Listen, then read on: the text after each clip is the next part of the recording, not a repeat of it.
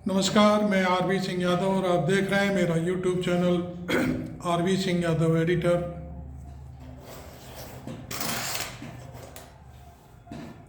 मैंने पिछले वीडियो में आपको इंडिया गठबंधन के बारे में थोड़ी सी झलक दी थी, लेकिन आज और अभी मैं पूरी डिटेल आपके सामने रखूँगा कि मीटिंग में क्या क्या डिसाइड हुआ है। हालांकि अधिकृत तौर पर कोई बात सामने नहीं आई है, लेकिन जिन लोगों ने मीटिंग में भाग लिया और वहाँ से जो खबरें सामने आई हैं उसके हिसाब से ये पता चला है कि सबसे बड़ी बात कांग्रेस अध्यक्ष मल्लिकार्जुन खड़गे को प्राइम मिनिस्टर के तौर पर एक प्रस्ताव लाया गया जिसे पारित कर दिया गया, और यह प्रस्ताव टीएमसी नेता ममता बनर्जी ने रखा, जिस पर अरविंद केजरीवाल और अखिलेश यादव ने अपनी सहमति दर्ज कराई। अब देखिए, ये तो एक कड़ी हो गई। दूसरी कड़ी ये है, एक प्रस्ताव में कहा गया है कि अगले 10 दिन के अंदर सीट शेयरिंग तैयार कर ली जाएगी। किस राज्य में कौन कितनी सीटों पर लड़ेगा और किस सीट पर कौन लड़ेगा, ये बात 10 दिन के अंदर पब्लिक के सामने पेश कर दी जाएगी। इसमें एक सबसे बड़ी बात जो रखी गई है कांग्रेस की तरफ से, उसमें कहा गया है कि जिस प्रदेश में जो पार्टी लीड कर रही है उस पार्टी को वहाँ पर महत्व दिया जाएगा और वही पार्टी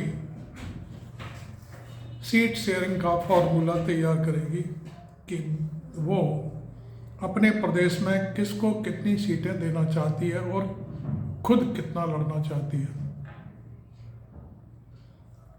इसमें ममता बनर्जी खुद फैसला करेंगी, अखिलेश यादव भी खुद फैसला करेंगे और अरविंद केजरीवाल दिल्ली और पंजाब में फैसला करेंगे कि वो क्या करना चाहते हैं, कैसे करना चाहते हैं। हालांकि पिछले लोकसभा चुनाव में कांग्रेस पंजाब में सारी सीटों पर जीती थी, लेकिन फिर भी अरविंद केजरीवाल को इसका इशारा दिया गया है। बाकी राज्यों में कोई प्रॉब्लम नहीं है, क्योंकि सब जगह कांग्रेस पूरी तरह से सत्ता में है कहीं या उसके एमपी हैं। बिहार में लालू प्रसाद यादव और नीतीश मिलकर बताएंगे कि कांग्रेस को क्या देंगे और खुद क्या लेंगे। इसी तरह से झारखंड को भी स्वायत्तता दी गई है। अब सवाल उठता है कि इन सब चीज़ों के लिए भारतीय जनता पार्टी की जो गुजरात लॉबी है वो खेल बिगाड़ना चाहती थी। खेल ये था कि मध्य प्रदेश में अखिलेश कमलनाथ की एक बदजुबानी से नाराज हो गए थे, क्योंकि अखिलेश का राज्य सबसे बड़ा राज्य है जहां पर 80 सीटें हैं और यहीं से प्रधानमंत्री बनने का सपना पूरा होता है। लेकिन मल्लिकार्जुन खड़गे बहुत ही चतुर और समझदार पॉलिटिशियन हैं। उन्होंने मध्य प्रदेश, राजस्थान और छत्तीसगढ़ की हार के बाद सीधे इंडिया गठबंधन की बैठक पर फोकस किया और सभी को, ऐसा कोई पार्टी लीडर नहीं था जिसको उन्होंने फ़ोन करके मनाया नहीं हो और बैठक में बुलाया नहीं हो। इसमें अखिलेश यादव, टीएमसी नेता ममता बनर्जी और नीतीश कुमार। केजरीवाल तो दिल्ली में रहते हैं, उनसे तो कभी भी किसी भी समय बातचीत होती रहती है।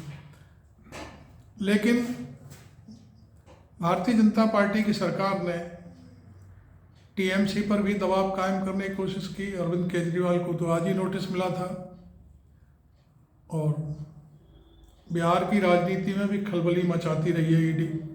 तो कुल मिलाकर के जो फॉर्मूला तैयार किया था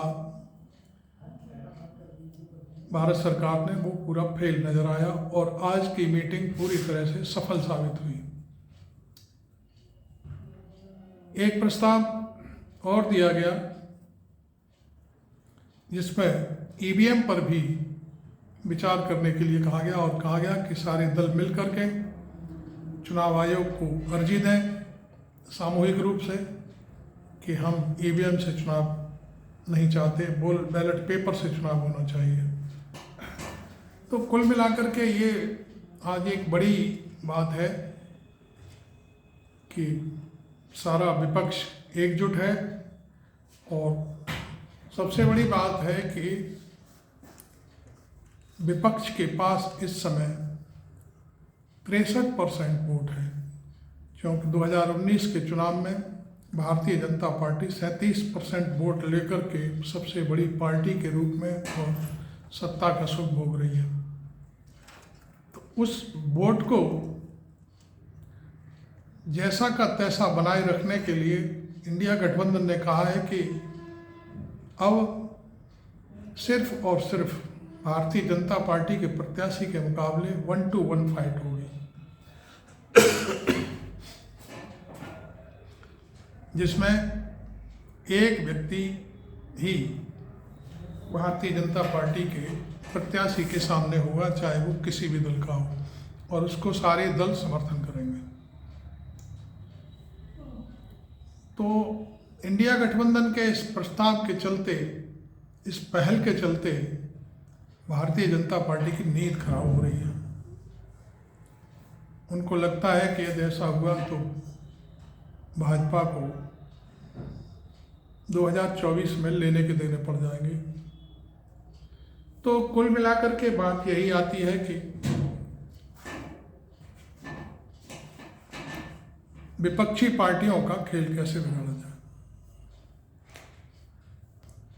अभी आज एक खबर यह है कि शाहरुख खान की पत्नी गौरी को ईडी का नोटिस मिल गया है, क्योंकि वो बहुत फिल्में बना रहे हैं, सत्ता विरोधी खेल खेल रहे हैं, और हो सकता है कहीं ना कहीं से वो शायद इंडिया गठबंधन को पैरवी भी करें, हो सकता है राजनीति में भी कूदें।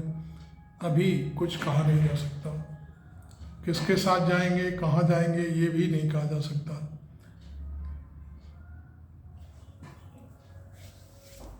तो आज का जो माहौल रहा, बहुत ही सकारात्मक ढंग से मीटिंग संपन्न हुई और जल्दी से फिर एक मीटिंग होगी जिसमें सीट शेयरिंग की फॉर्मूला पर पूरी तरह से ठप्पा लग जाएगा। इधर अखिलेश यादव पूरी तरह से गठबंधन की बात से सहमत होते हुए उन्होंने अपने प्रत्याशियों का आंकड़ा तैयार कर लिया है और प्रदेश में सभी जातियों को साथ लेकर चलने की बात आपस में की जा रही है। इसके अलावा अखिलेश ये भी जानते हैं कि नीतीश कुमार और मल्लिकार्जुन खड़गे को उत्तर प्रदेश की किसी भी सीट से चुनाव लाया जाए जहां पर इस तरह का बहुतायात है। तो जो बात मेरे सामने आई है वो ये है कि नगीना से मल्लिकार्जुन खड़गे और फूलपुर से नीतीश कुमार को चुनाव लड़ाया जाए। इन सब चीज़ों के होने से क्या होगा कि जितना भी दलित और नीतीश कुमार समर्थकों का वोट है उसको पूरी तरह से बटोरा जाए इंडिया गठबंधन के नाम पर। क्योंकि एक फॉर्मूला अभी देखिए, आपने देखा हो कि घोसी में जो चुनाव हुआ, घोसी सीट पर,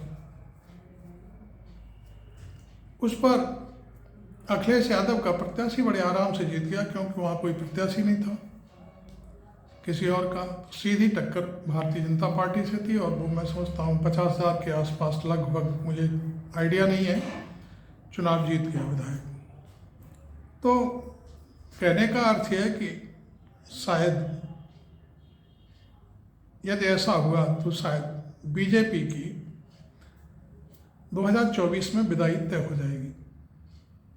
इधर बैलेट से चुनाव की भी मांग हो रही है और सीट शेयरिंग भी हो रहा है। देखिए आगे क्या होता है। हाँ, एक बात और रह जाती है, आज संसद में जो कुछ भी हो रहा है, अब तक 141 सांसद सड़क पर उतार दिए गए हैं, भारतीय जनता पार्टी की सरकार ने निलंबित कर दिया गया है। तो इस पर भी चर्चा हुई है और सांसदों से कहा गया है कि वो बाहर आकर जो भी अपनी बात है मीडिया में शेयर करें, जहाँ जैसा उनका अपना रुख है उसको साफ करें। तो आप देख रहे थे मेरा YouTube चैनल, आप मेरे इसको वीडियो को शेयर भी करें, मुझे फॉलो करें और मुझे ज्वाइन भी करें, सब्सक्राइब करें, जिससे मेरी ताकत बढ़े और मैं फिर अगला वीडियो लेकर आपके सामने हाजिर हूँगा।